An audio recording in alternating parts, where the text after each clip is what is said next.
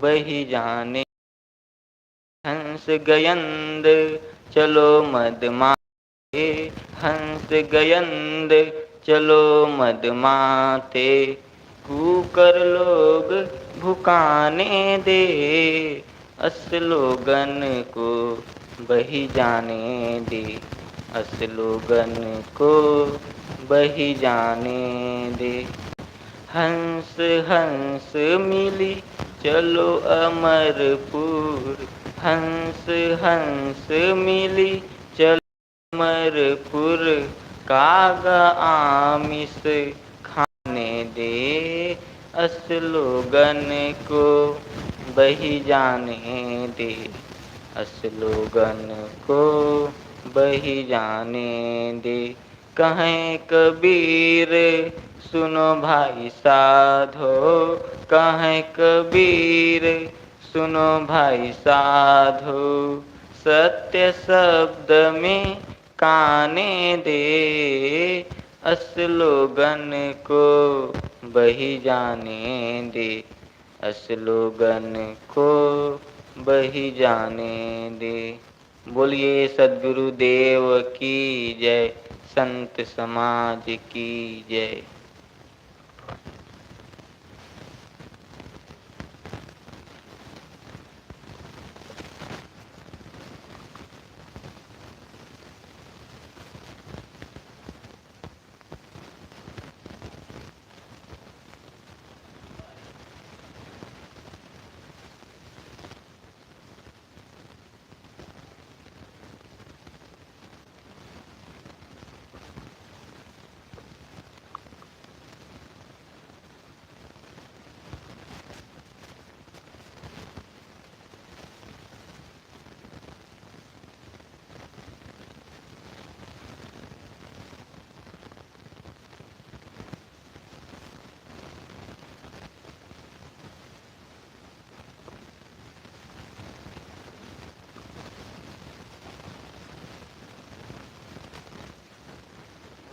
ध्यान गुरु रूप है, मूल पूजा गुरु,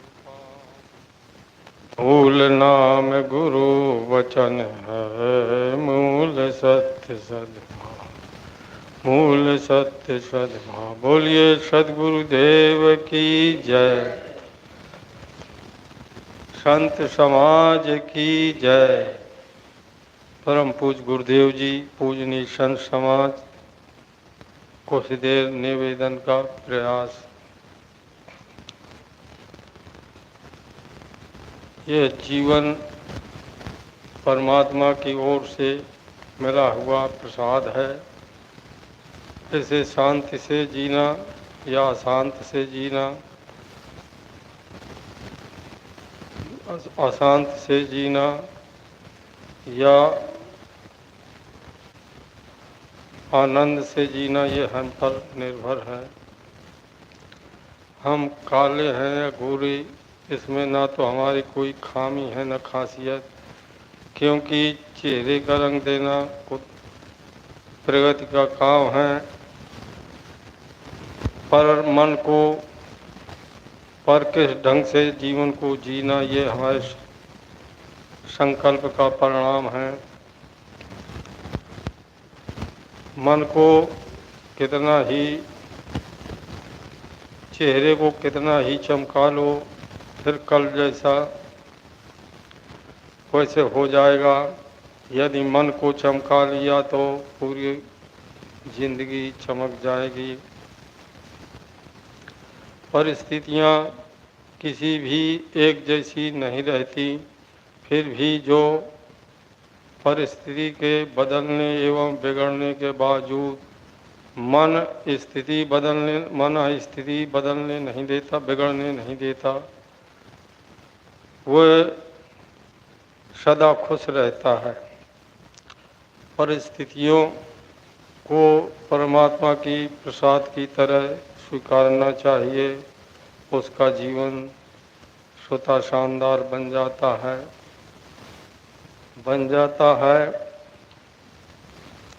तथा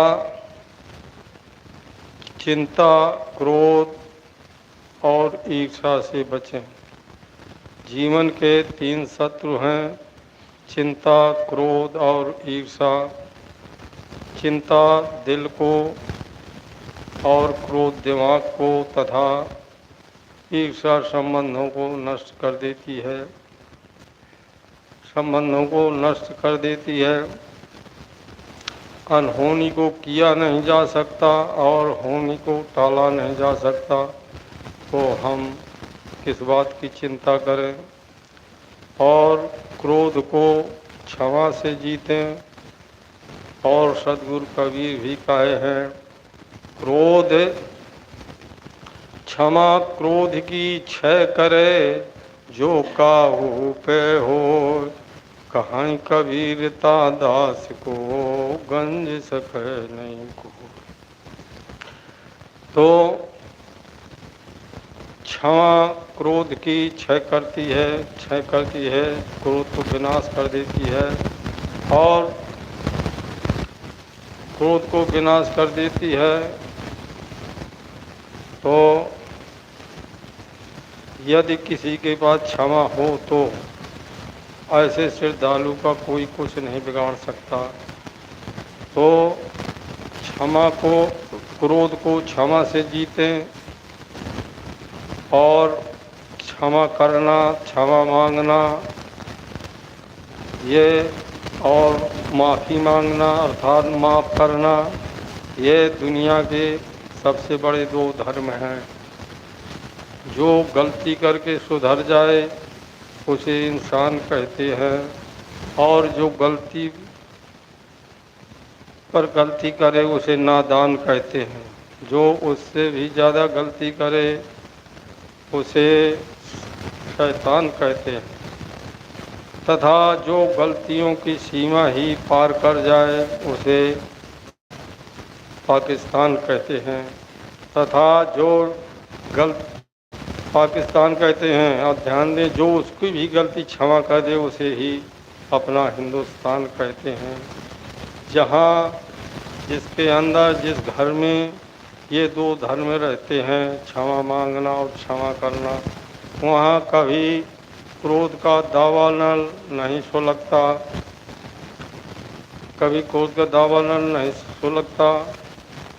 तो और जो दूसरे को मिला है उसे देखकर ईर्ष्या मत पालें। और यह जीव मुसाफिर है, मुसाफिर उसे कहते हैं जो यात्रा में हो। जीव यात्रा में है और जीव यात्रा में है तथा आत्मलीनता गंतव्य है, मंजिल है, अपना स्थायी मुकाम है, परंतु वह उतना ही दूर है जितनी दूर संसार का मोह है। संसार का मोह, इसलिए हे साधक, मोह की फांसी काट और आत्मलीन हो। ये निज आत्मलीनता ही निज शाश्वत मोक्ष धाम है। मोक्ष धाम है। हमें बड़े सुहावने दिन मिले हैं, संत गुरुजनों का संग, इसलिए और कुछ न कुछ समझदारी मिली है, इसलिए कल्याण का काम कर लेना चाहिए। शरीर धीरे धीरे ढीला होगा, फिर इससे कुछ बन नहीं पड़ेगा, इससे कुछ बन नहीं पड़ेगा। इसलिए आत्मचिंतन, आत्म संयम, आत्मलीनता का काम कर लेना ही सावधानी है। और मन समाधि में डूब जाए, हर समय समाधि जैसी स्थिति बनी रहे, यह काम खूब करें।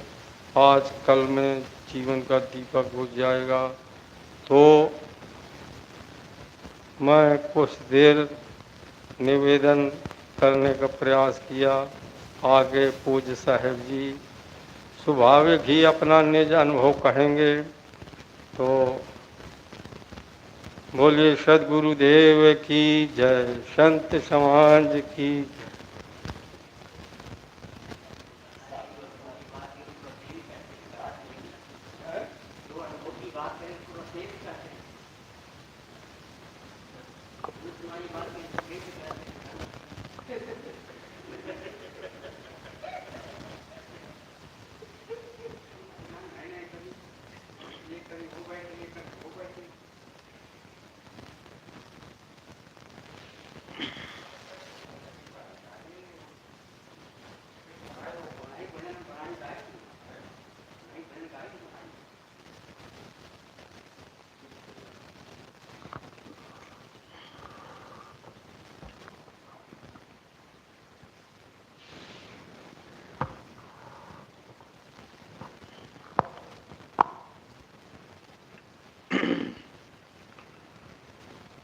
बोलिए सदगुरु कबीर साहेब की जय।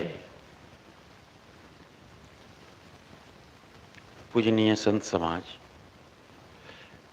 नियमानुसार आप लोगों के समक्ष कुछ निवेदन प्रस्तुत है। अभी हमारे साहब बहुत बढ़िया कविता कह रहे थे, लेकिन थोड़ा भूल गए थे। वो ऐसे है कि जिसमें कोई भूल नहीं भगवान उसे ही कहते हैं।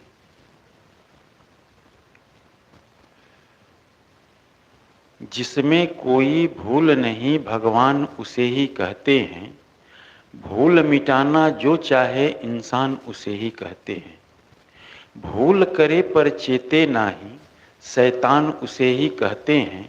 अब भूल करे को दंड मिले विधान उसे ही कहते हैं। मुख कछु और हृदय कछु आना बेईमान उसे ही कहते हैं। और छल छद्म से घुसपैठ करे पाकिस्तान उसे ही कहते हैं। अब माँ की गरिमा सर पर रखे हिंदुस्तान उसे ही कहते हैं। क्या अमीर क्या गरीब जब सबको एक समान कर दे शमशान उसे ही कहते हैं। ये कविता था। साहब बहुत बढ़िया सुना रहे थे, मैं तो बहुत ध्यान से सुन रहा था।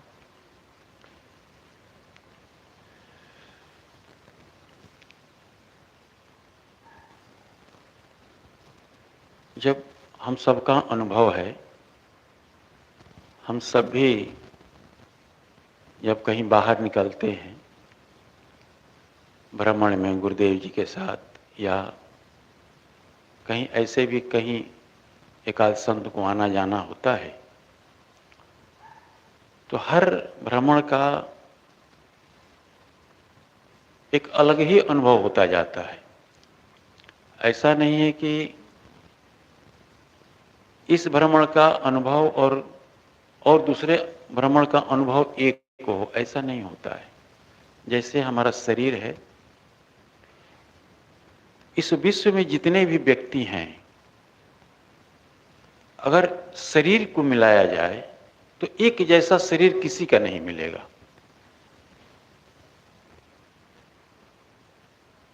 कहीं ना कहीं अंतर हो ही जाएगा, रंग में, लंबाई चौड़ाई में, दाग धब्बे में मिल ही नहीं सकता है। ये सब बाहर की जो कोई भी चीज हो, बाहर में एक नहीं हो सकता है, लेकिन जो भीतर है वो सबका एक है।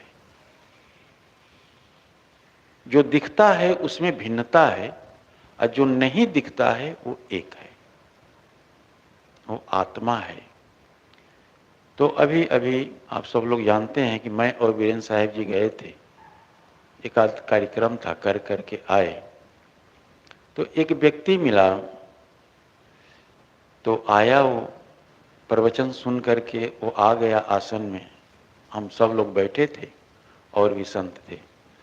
तो उसने कहा कि महाराज जी, आदमी मरता क्यों है? विचित्र प्रश्न था उसका। आदमी मरता क्यों है? तो हम और सुनते रहे। हम तो फिर आगे कहा कि इसका मतलब, मैं कहा कि इसका मतलब, कहा कि हम जान जो जन्मता है फिर मरता क्यों है। यानी उसका आशय था कि जो एक बार जन्म जाए फिर वो मरे ना। तो मैं उससे कहा कि तुम ये कहना चाहते हो कि महाराज जी ऐसा है कि हम कभी मरे ना, ऐसा कोई उपाय है क्या? तो हम कहे कि अच्छा ठीक है, अच्छा ये बताओ कभी यात्रा किए हो? तो कहा कि हाँ बहुत यात्रा किए हैं। तो ये बताओ जब एक बार चढ़ गए थे उस ट्रेन हो चाहे कोई हो, तो उतरे थे कि नहीं उतरे थे? तो उसके हक्का बक्का बंद हो गया। हम कहे कि जब एक बार ट्रेन पर चढ़ गए या बस में चढ़ गए तो चढ़ तो गए, तो उतरे कि नहीं उतरे? तो कहा कि उतरे। हम कहे कि मान लो कि केवल आदमी यात्री उस बस में चढ़ता ही रहे और कोई उतरे ना, तो यात्रा हो पाएगी? कहा कि नहीं महाराज, यात्रा तो नहीं हो पाएगी। तो हम कहे बस वही बात समझ लो कि अगर आदमी आगे मरा ना होता तो फिर तुम आते कैसे? अगर जगह खाली नहीं होता तो तुम कैसे इस पृथ्वी पर आते? उसी तरीके से आदमी, ये सृष्टि का क्रम है कि आदमी आता है जाता है, परिवर्तन है, संसार ये परिवर्तनशील है। जो उगे सो आथवे, फूले सो कुमिलाए, अचूने सो ढई पड़े, अजन्मे सो मर जाए। ये तो सृष्टि का क्रम है, नियम है। सूरज जो है पूरब में उगता है और पश्चिम में डूबता है, लेकिन यह भी तथ्य सत्य नहीं है। कहने के भाव से ये कह दिया जाता है, लेकिन जब वैज्ञानिक दृष्टि से देखा जाए तो सूरज न उगता है न डूबता है, कभी नहीं उगता है। वो पृथ्वी के चक चाल से पता चलता है कि सूरज जो है पूरब में उगता है और पश्चिम में डूबता है।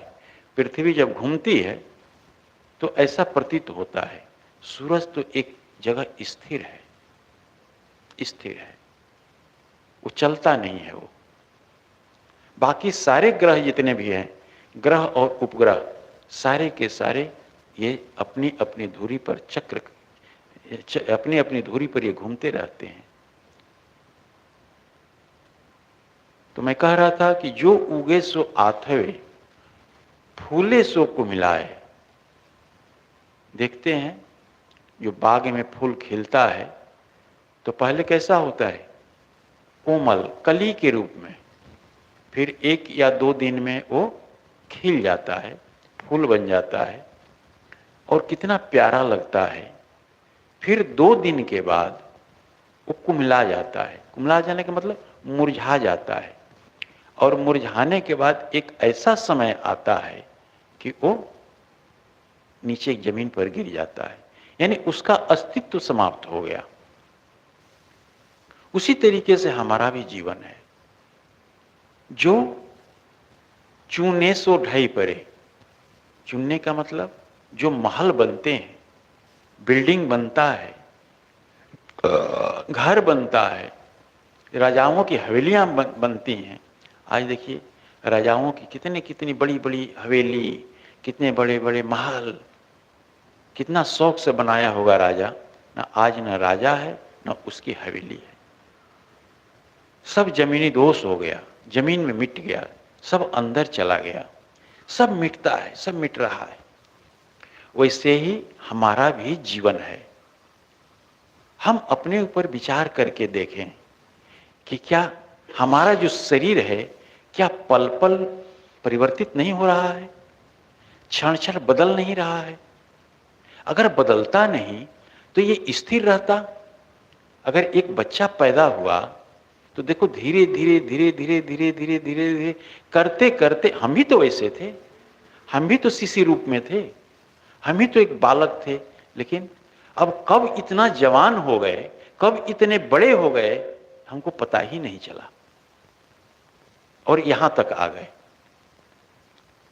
दिन कौन कहे, घंटा कौन कहे, मिनट कौन कहे, सेकंड कौन कहे, क्षण क्षण ये स्थिति और परिस्थिति और परिवर्तन चल रहा है। ये रुका नहीं है, निरंतर इसमें बदलाव हो रहा है, परिवर्तन हो रहा है। अब और ये सृष्टि का क्रम है, ये रुकेगा नहीं। अब कोई कहता है कि आदमी इतने दिन का हो गया कोई बच्चा है तो हम कहते हैं कि ये 5 साल का हो गया।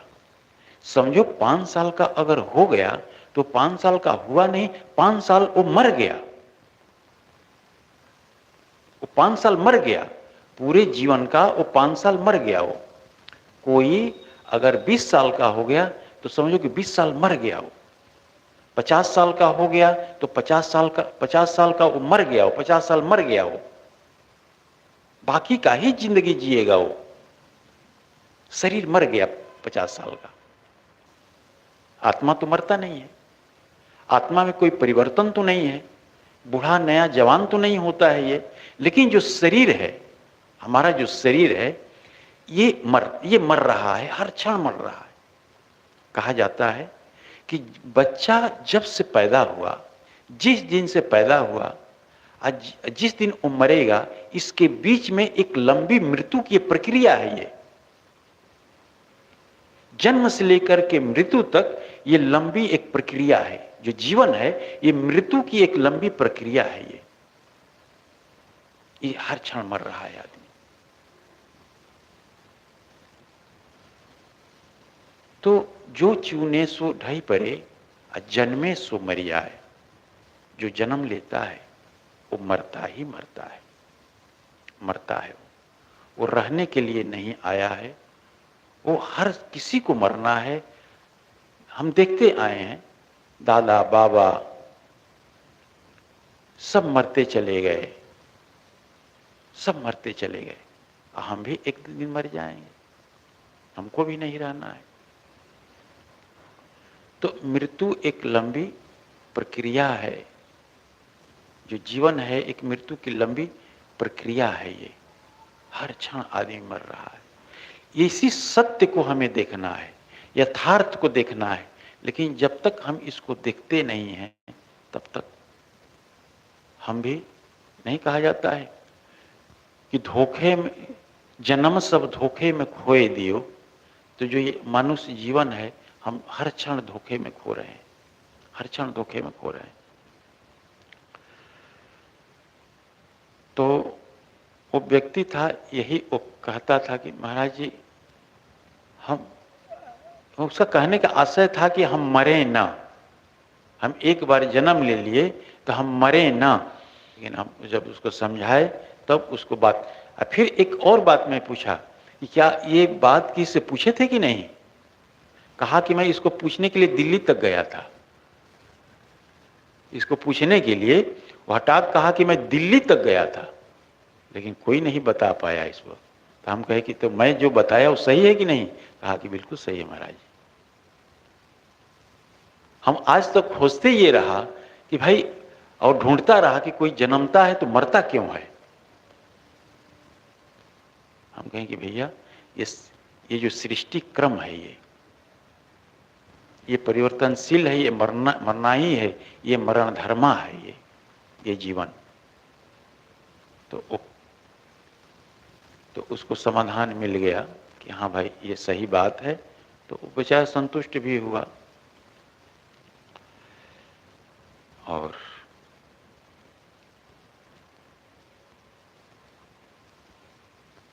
विषय उड़ गया प्रश्न में। तो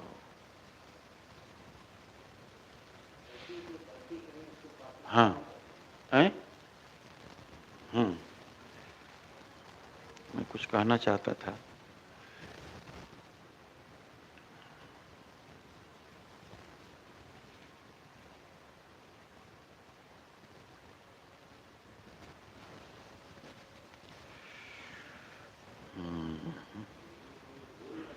हैं? फिर से दोहरा दूं क्या? जिसमें कोई भूल नहीं भगवान उसे ही कहते हैं। अब भूल मिटाना जो चाहे इंसान उसे ही कहते हैं, क्योंकि इन सबसे भूल होती है। अब भूल होती है तो जो अपने भूल को समझ ले, अब समझ करके उसको मिटा दे, इंसान तो वही है। अब भूल करे पर चेते नहीं, भूल तो कर रहा है, भूल पर भूल कर रहा है, लेकिन जो समझा रहा है, चिता रहा है, फिर भी वो चेत नहीं रहा है, तो इंसान नहीं है, वो शैतान है। वो भूल करे पर चेते नाही, शैतान उसे ही कहते हैं। अब भूल करे को दंड मिले, दंड तो मिलना चाहिए, तो जो देता है, भूल करे को दंड मिले, विधान उसे ही कहते हैं। कानून, विधान उसे ही कहते हैं। अब मुख कछु और हृदय कछु आना, बेईमान उसे ही कहते हैं, बेईमान उसे ही कहते हैं। आज जैसे एक चीज ये भूल गया था, एक और नोट कर लीजिए, जैसी कहे करे जो तैसी, ईमान उसे ही कहते हैं। जैसी कहे करे जो तैसी, ईमान उसे ही कहते हैं। छल छद्म से घुसपैठ करे, पाकिस्तान उसे ही कहते हैं। माँ की गरिमा सर पर रखे, हिंदुस्तान उसे ही कहते हैं। माँ की गरिमा का मतलब देखो, हिंदुस्तान में जितनी माँ है, इस सृष्टि तल पर किसी देश में नहीं है। एक अपनी माँ तो है ही है, गौ माँ, गंगा माँ, सरस्वती माँ, दुर्गा माँ, पृथ्वी माँ, अरे कितनी कितनी हजारों माँ है। तो माँ का जहाँ सम्मान मिलता है, माँ का जो गरिमा रखता है, हिंदुस्तान उसे ही कहते हैं। क्या राजा, क्या फकीर, क्या अमीर, क्या गरीब, सबको एक समान कर दे, शमशान उसे ही कहते हैं। शमशान में सब जाकर के एक समान हो जाते हैं, उसमें कोई ऊंच नीच कुछ नहीं रहता है, सब समान हो जाते हैं। तो कोई ऊंच नीच वहां नहीं रहता है, कोई ऊंच नीच नहीं रहता है। देखो विषय था यार, उड़ गया।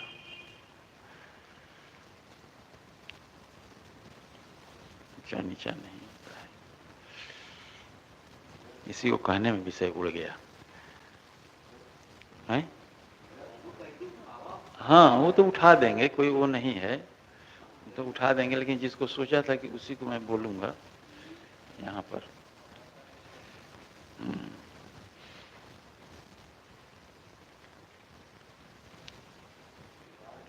हाँ है, हाँ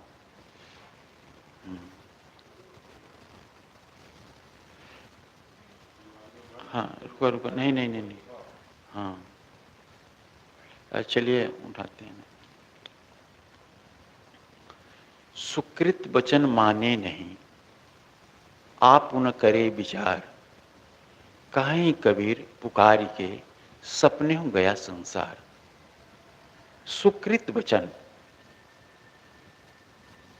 सुकृत वचन, सुकृत वचन का मतलब वह वचन है जिस वचन को सुनने के बाद वो शब्द ही बोल रहा है, सुकृत, सुंदर कृत, सुंदर कर्म।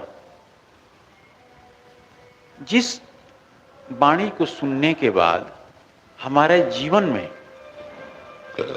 सुंदर कृत होने लगे, सुंदर कर्म होने लगे, उसे सुकृत वचन कहते हैं।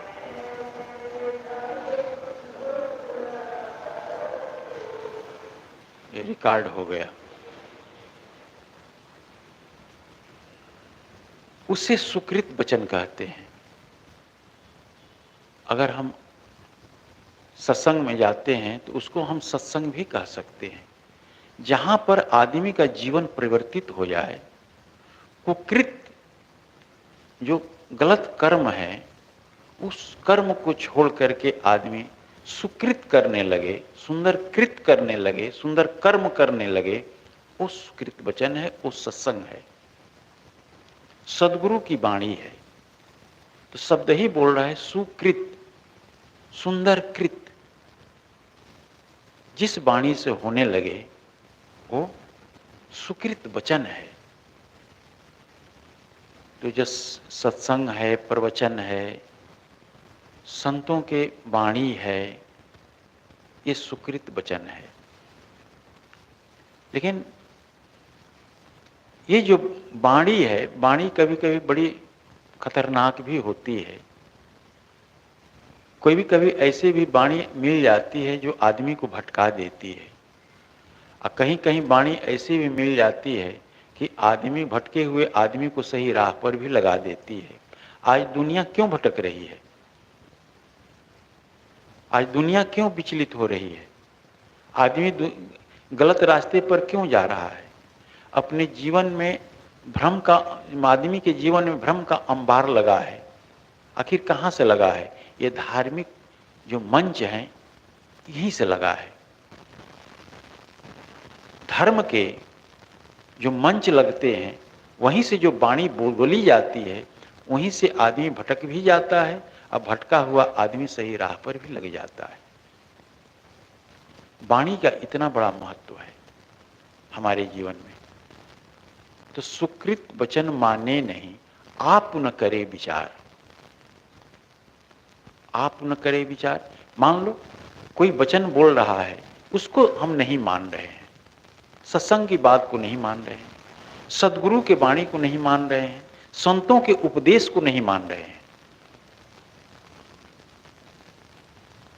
जो ज्ञान की बातें हैं, जो शिक्षा की बातें हैं, उन वचनों को हम नहीं मान रहे हैं, उस वाणी को नहीं मान रहे हैं। चलो, लेकिन सदगुरु कबीर साहब आगे और भी बताते हैं कि तुम ये तो करते ही नहीं हो, और उसके बाद आप न करे विचार।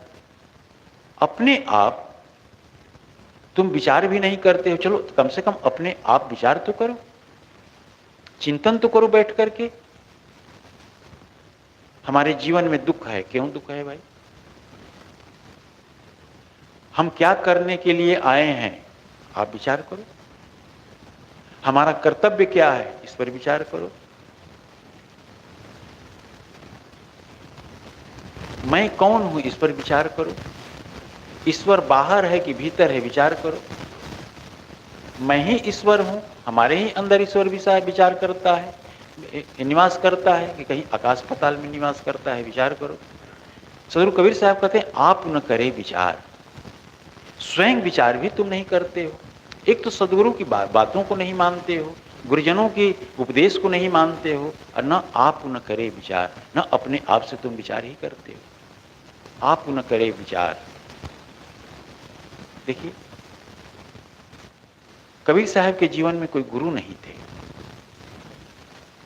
कबीर साहब कोई गुरु नहीं है जो उनको चेताया हो, लेकिन यहां तक कैसे ऊंचाई पर पहुंच गए? क्योंकि वो स्वयं पर विचार किए हो। अपने जीवन में जो भी घटनाएं थी उस पर विचार किए हो। उसी तरीके से महात्मा बुद्ध हैं। महात्मा बुद्ध के जीवन में भी कोई गुरु नहीं थे। इतिहास भी मिलता है, हम लोग पढ़े भी हैं, जानते भी हैं। उनका गुरु कौन था? कोई गुरु नहीं था। उन्होंने दुख को देखा, संसार के दुख को देखा। और इतना ही नहीं, उस समय जो पंडित थे, बड़े बड़े धार्मिक कहलाने वाले थे, वो जनता को कितना भटकाए थे। जनता कितनी भटकी हुई थी। ये यज्ञ करो, वो कर्मकांड करो, ये सब अंधविश्वास में पड़ी हुई थी। तब ये महात्मा बुद्ध इन दुखों को देखे, आगे बढ़े, भ्रमण करने चले नगर में। तो उन्होंने मुर्दे को देखा। मुर्दे को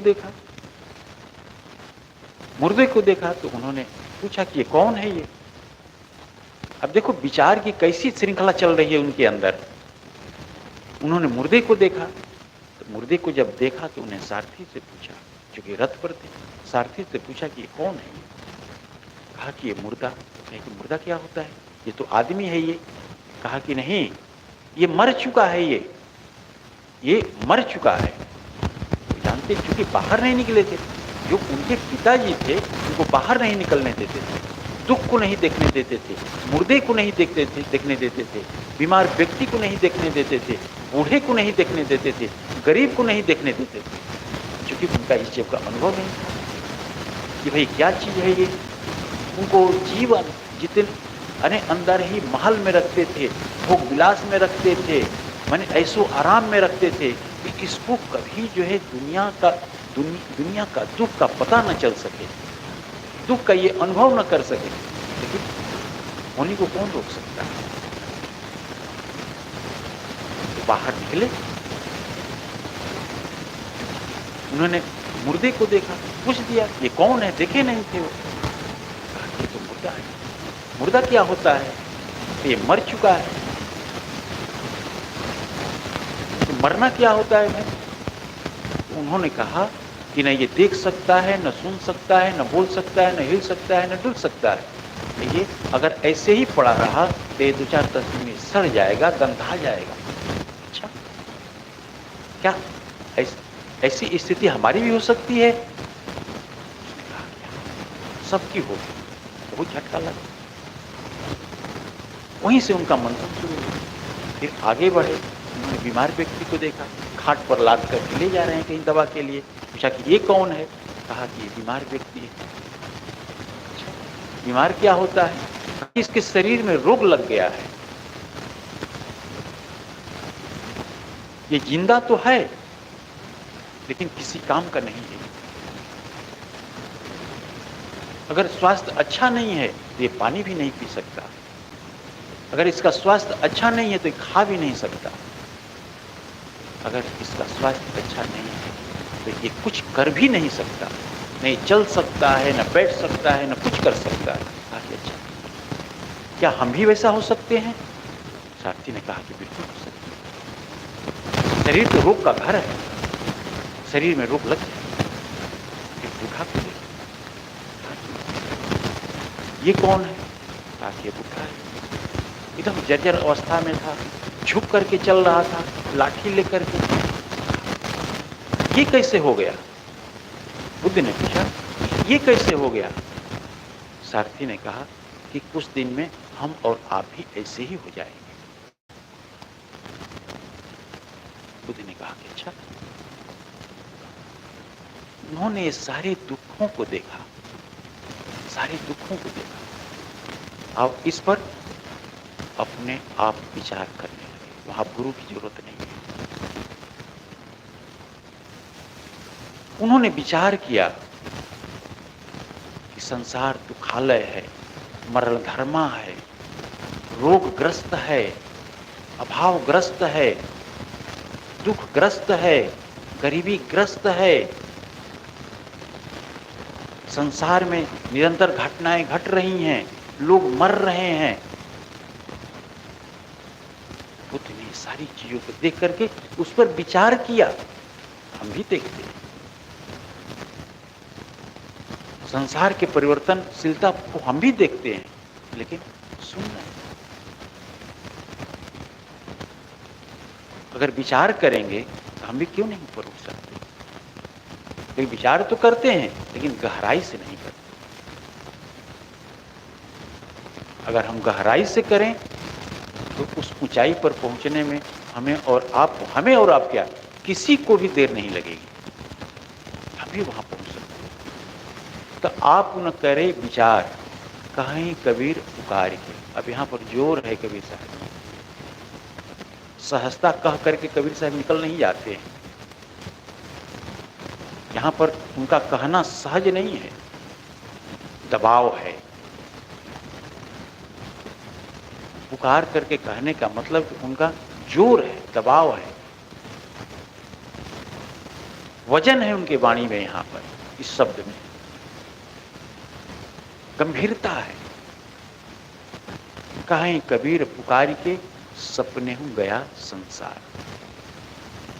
सपने के समान ये संसार जा रहा है। सपने सोया मानवा, खोली देखे नैन, जीव पड़ा बहुलूट में, ना कुछ लेन न दे। आंख तो खुली है लेकिन ये संसार के मोह माया में सब लोग सोए हैं। सपने सोया मानवा, खोली जो देखे नैन। आंख तो खुली है भाई, लेकिन कबीर साहब कहते हैं खोली जो देखे नैन। अब कौन सी नैन खोलने की बात हो गई भाई? हम संसार को देख रहे हैं, सारी चीजों को देख रहे हैं, आंख खुली है, फिर भी कबीर साहब कहते हैं खोली जो देखे नैन। ये बता दें, यहां पर ज्ञान की आंख की बात है, अंदर की आंख की बात है। बाहर की आंख तो खुली ही खुली।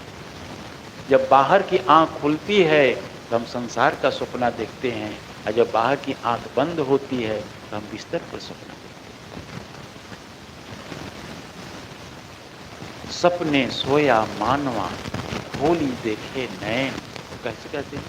जीव, आगे कहते हैं, जीव पड़ा बहु लूट में, ना कुछ ले न दे। संसार में कुछ लेना देना है क्या? कुछ लेना देना, बस आ रहा है जा रहा है, आ रहा है जा रहा है, कोई चीज स्थिर नहीं। इसी में जीव का लूट हो रहा है, लूट रहा है।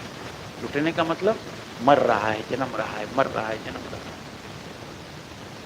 इसी संसार में शरीर धर रहा है, फिर शरीर छोड़ रहा है, लूट रहा है।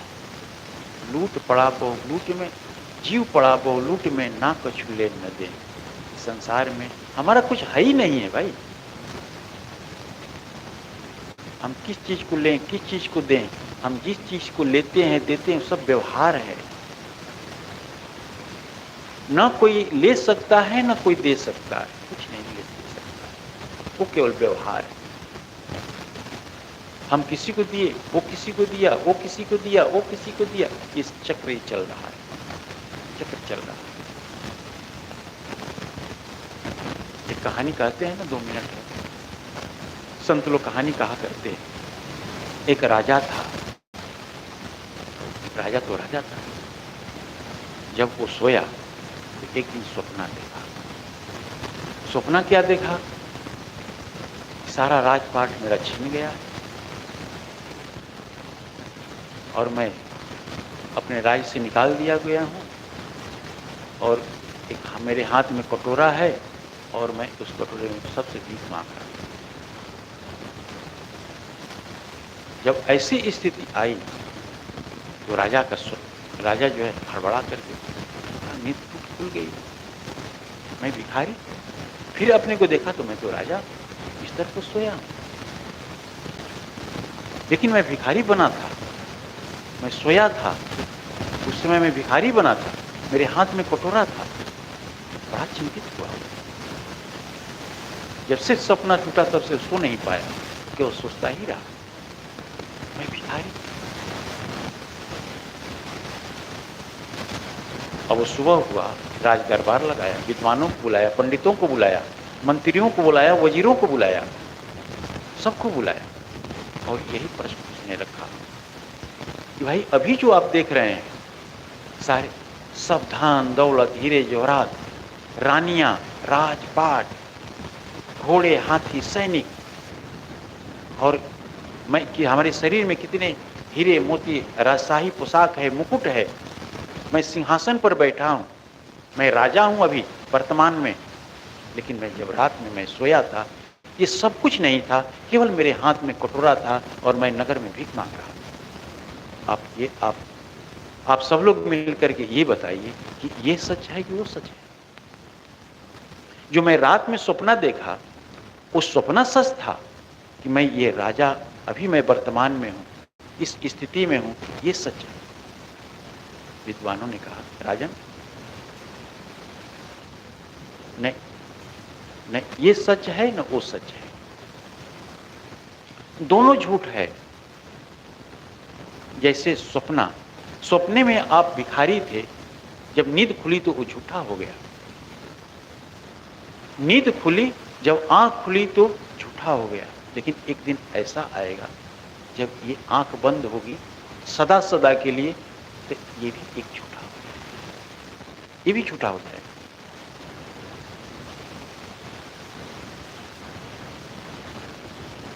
कहा जाता है कि आंख खुली तो सपना गया, आंख खुली तो सपना गया, और आंख बंद हुई तो अपना गया, और जब सांस रुकी तो दफना गया। जब सांस रुक गई तो दफना गया, दफना दिया जाएगा जब सांस रुक जाएगी। बंधु, जैसे सपना झूठा है, वैसे ये संसार भी झूठा है, और इसी में हम लूटे जा रहे हैं। सपने सोया मानवा, खोली देखे नैन, जीव पड़ा बहुलूट में ना कछु ले न दे। यही तो हो रहा है। कहीं कबीर पुकारी के सपने हो गया संसार, ये पूरा संसार ले जा रहा है। हमें जगने की आवश्यकता है। हम जगने की जो स्थिति है वो हमारे पास है। हम जगने के हम जगेंगे अपने आप में, ये संकल्प लेकर के हमने ये जीवन धारण किया है। तो हमें अपने जो कर्तव्य है, जो कर्तव्य पथ है उस पर हमें चलने की ज़रूरत है और चल करके अपने जीवन को सार्थक बनाने की ज़रूरत है। तो मैं थोड़ी देर आप लोगों के समक्ष कुछ निवेदन किया, इन्हीं शब्दों के साथ मैं अपनी वाणी को विराम देता हूँ। बोलिए सदगुरु कबीर साहिब की जय।